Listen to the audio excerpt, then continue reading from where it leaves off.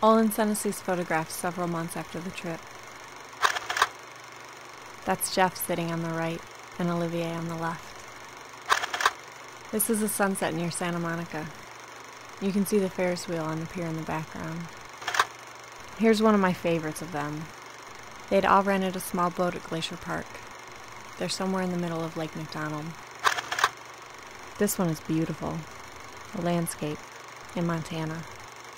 I hope we can find footage for the film that's as beautiful as this black and white.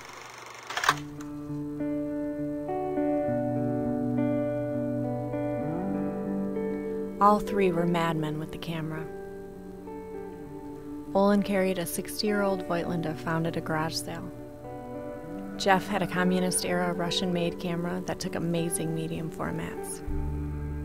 And Olivier was never without his vintage collapsible Polaroid around his neck. I took this photo of the four of them on our second day driving north to Washington. Each of them was an amazing photographer. They all had an eye for it, and each saw things in a unique way. Mike and I could tell that immediately from their personal photos, and especially when they took turns operating the cameras. Jeff had a sweet tooth and a curiosity towards American candy, matched only by his romantic aspirations to find a beautiful American girl, waiting unknowingly behind the cash register of a one-pump gas station in the middle of nowhere. He played a miniature pink guitar and was determined to find the perfect pair of sunglasses.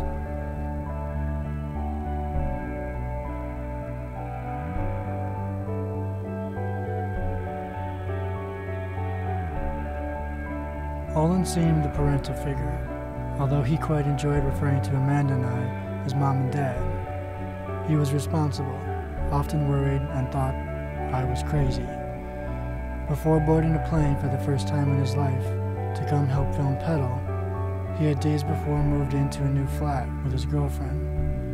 And many nights before going to bed, Olan would call her over Skype. Seeing him hunched over in the glow of the laptop, I felt guilty for being the reason he was thousands of miles away from the woman he clearly loved.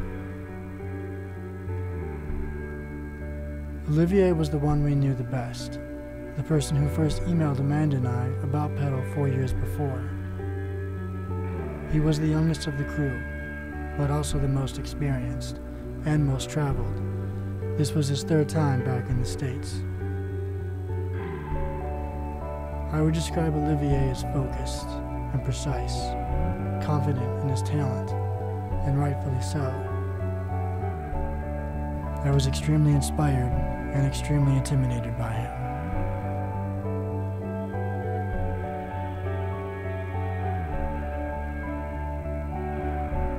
Looking back and trying to remember, trying to find the connection of our day-to-day, trying to find the story to learn something from. So I go back to the Twitters and to the blog posts from the days on the road. I look at the Polaroids and the photos. I watch the personal footage, and I remember.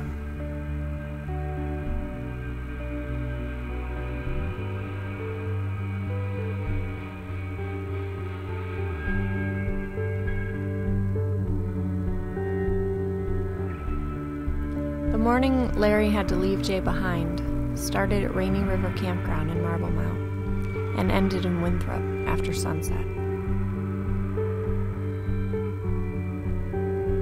The day was spent winding our way through the Cascades National Park and over Washington Pass, surrounded by beautiful volcanic landscape, reaching up to the sky almost 11,000 feet.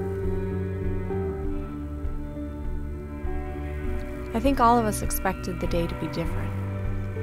Packing up the equipment into the van that morning was hard, knowing that Jay would be alone. Knowing that so much had changed so quickly. None of us expected to see that kind of drive and strength out of Larry so soon. But the loneliness seemed one more reason to push himself, and we were all highly impressed. best. By the time we made it to Winthrop, it was dark and late. The only restaurant still open and serving food was 3 times our daily budget. But our only other option being peanut butter and jelly, after a very long day of filming, we decided to eat there anyway. For the first time, Larry joined us. Looking back on that night, the 6 of us, sweaty and red from our first full day under the sun, out of place in a room scattered with families in their Sunday best. It was the perfect ending to what felt like our second beginning.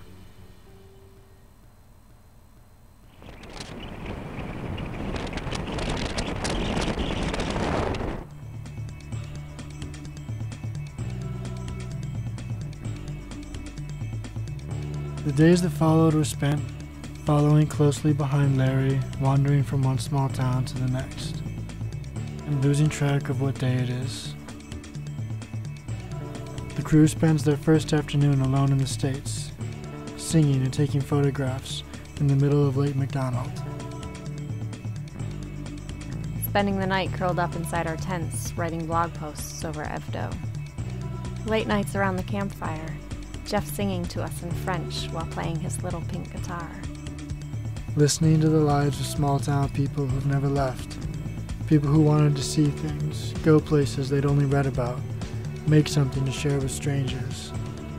Waking up at 4 a.m. and driving 30 miles to catch a sunrise that never came thanks to insanely heavy fog. Skipping rocks. Stuffing ourselves to the point of near explosion at buffets in attempts to get our full money's worth. Cleaning up at local laundromats. Scouring thrift stores and antique shops for local t-shirts and vintage camera equipment. Sitting in the only restaurant at the base of Glacier Park for an entire day, waiting for the heavy rain to pass. Coming back to our campsite only to find our tents, sleeping bags, and clothing drowning in ankle-deep puddles. Taking pictures, filming, 16mm more pictures, trying not to miss anything. Moving forward, making progress, labeling tapes, going over budget, unpacking the van and repacking the van, attempting to be as comfortable as humanly possible with 5 people in a minivan crammed full of camera equipment and camping gear. Getting kicked out of Target by a mob of overly anxious security guards. Backing the rear of our rental van into a tree, blowing out the left light, crumpling the door, destroying the bike rack, and pinching Mike's bike in half. Running into other bicyclists, heading every which way across the country. Eating Thai, drinking sake, and laughing hysterically at Larry's story of slipping backwards into neck-deep river. Watching Larry's silhouette riding into a sunset. Cooking bacon for breakfast. Washing the dishes in a river. Passing through abandoned towns, exploring abandoned houses. Empty mills grown over train tracks, documenting the fading evidence of communities, imagining the people who've moved on, whose roots are tied to collapsing living rooms and rusted barbed wire, spending the day in Libby, stopping quickly in every bike shop with no luck of finding replacements for the badly bent bicycles still mounted behind the van. Convincing Amanda to stay, that I need her, that I couldn't do this without her. Panicking that I was in over my head. And listening to the wind race through miles of knee-high grass and realizing that I would make it through this.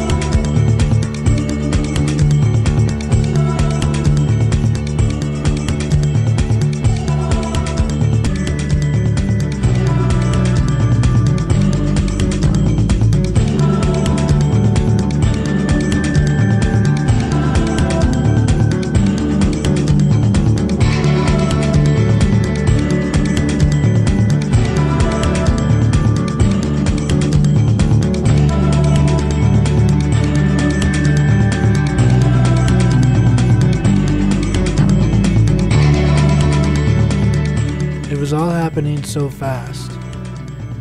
Faster than any of us could take in.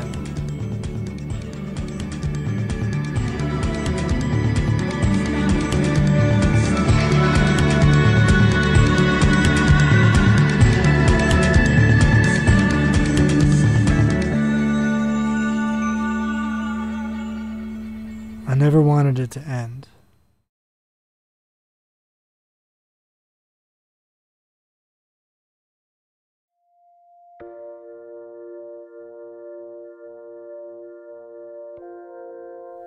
It was day 16 of production, June 22nd, and we were halfway through Montana. Although it seemed like only yesterday that we had left Anacortes. I thought back to the night before Larry and Jay left. The five of us watching the sun, the five of us anxious to see how the following weeks would unfold, the five of us scared. And I remember feeling, in reaction to all of this, confident in my company. Confident in Amanda. Confident with Larry and Jay. Confident with the crew. I felt that alone I would fail. That alone I would set a precedent of being unable to follow through. But with Amanda, with Larry and Jay, and with the crew, that we could see this project through. That together, we could build something meaningful.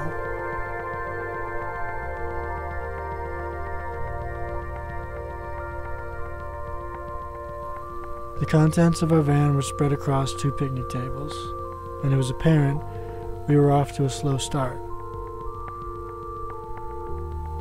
Larry was already 23 miles into his morning, riding alone on the shoulder of Highway 2. Amanda had just walked to the bathrooms to shower, and I was on my way back from brushing my teeth.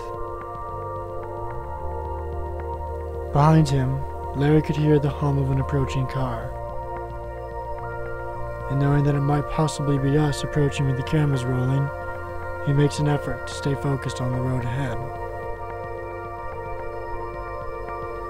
I leaned over a water pump to wet my head as Jeff tapped me on my shoulder.